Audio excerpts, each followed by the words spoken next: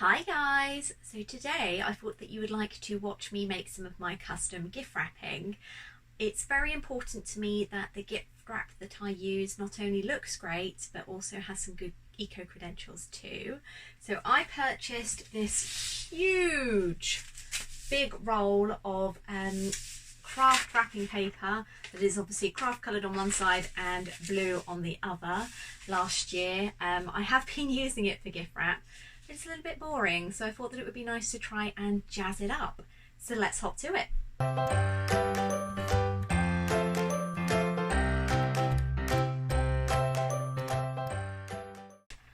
One of the first things that I've done is measure how much gift wrap that I need to wrap up my makeup bags. And it's about 40 centimetres, so I cut these down into strips as it just makes it a little bit easier for the next process. Back in 2016, I went with the lovely Carrie from Carriography to the Handmade Fair, used to be run by Kirsty Allsop, and we took part in a Indian block stamping group run by, let me just double check, the Arty Crafty Place, and I really enjoyed it. In fact, I enjoyed it so much that I brought a kit for me to do at home. The kit that I brought had some cute little seaside stamps in there. And I absolutely love this little crab guy. I've been using these to make my own personal gift wrapping, but obviously it's not very on brand. So this year I actually brought these cute little stamps here. It's just a larger circle and a smaller one, and they are to mimic the confetti that you see on a lot of my branding bits, along with some pink and blue paint for me to be able to stamp with them. No gift would be complete without its very own gift tag, so I like to make mine in-house as well. I'm using a craft card here and my silver bullet cutting machine. The craft card means that it is fully recyclable, and it also enables everything to be made in-house, so I don't have to add to kind of air miles and carbon emissions that way. So I'm cutting these all out now. You can just see the blade whizzing round. I've gone for a medium-sized tag, so it's big enough for everybody to write their gift message on. I've decided to go with a nice circular design, so I've got a slightly smaller one and obviously the larger one, and I'm going to be doing these in my branding colours, so the nice vibrant fuchsia pink and the blue as well. So the first thing that you do is into your paint pad, you just put a bit of the paint like so, and then space it out a bit, a little bit over there as well. You don't really want these two merging.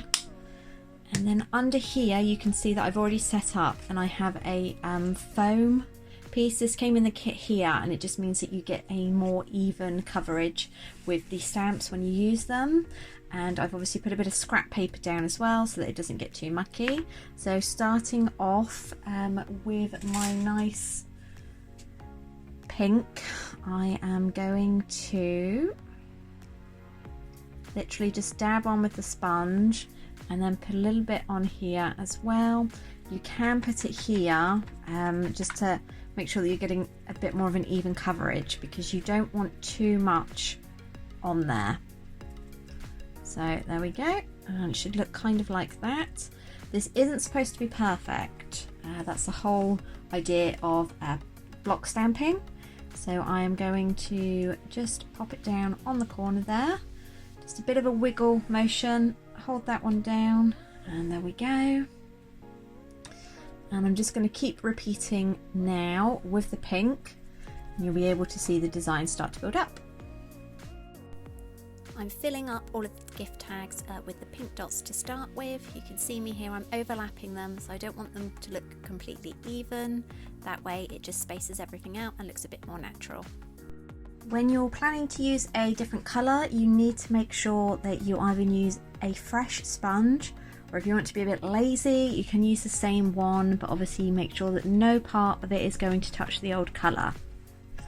So it's exactly the same on this slightly bigger sponge, slightly bigger stamp, but obviously you just need a little bit more. And there we go. As you can see, if you are lazy like me, you're probably going to get it all over you. So bear that in mind, and let's start adding this colour. I'm now going back in with the blue, the slightly larger circle, and again overlapping as well. I'm trying to make sure that they don't touch the pink dots because they're still a bit wet and we don't want to make purple. The best results, you should really be using a firm foam insert underneath what you're stamping, but because the media that I am stamping is so big and there's so many of them, I'm going to forego that.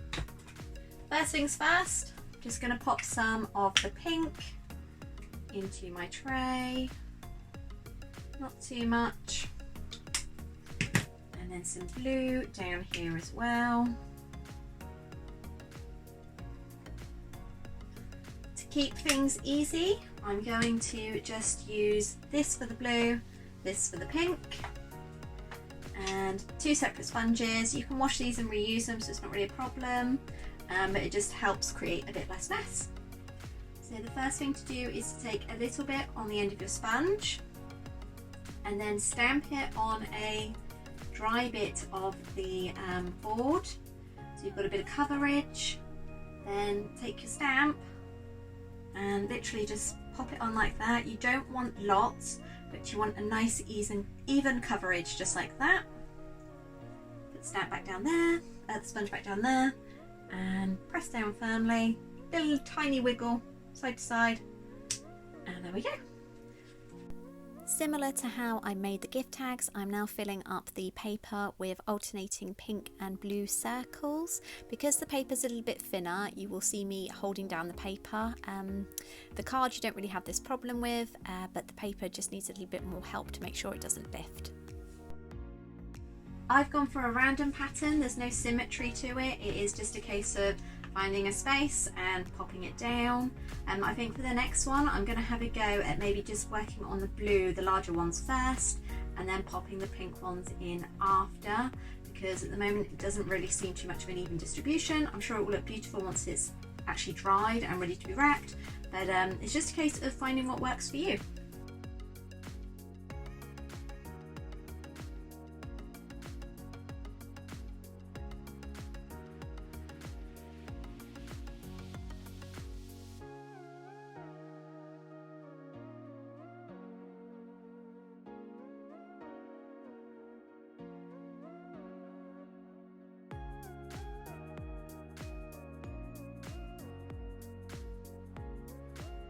This one has got a definite pattern to it.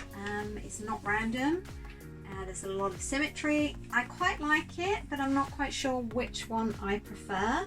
The most important thing to do when you're having a go at Indian block stamping is to have fun.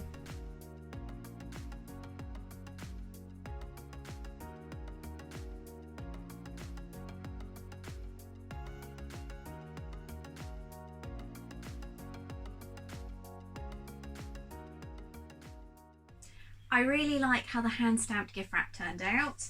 It's not perfect, but that's the whole idea of it. So you can see some areas like here where it's not a complete circle, that just shows that it's handmade and it's not been printed as well. There's a very, very slight raised texture to it as well. I'm gonna try and come in to see whether or not you can have a close up there. Hopefully that's focusing.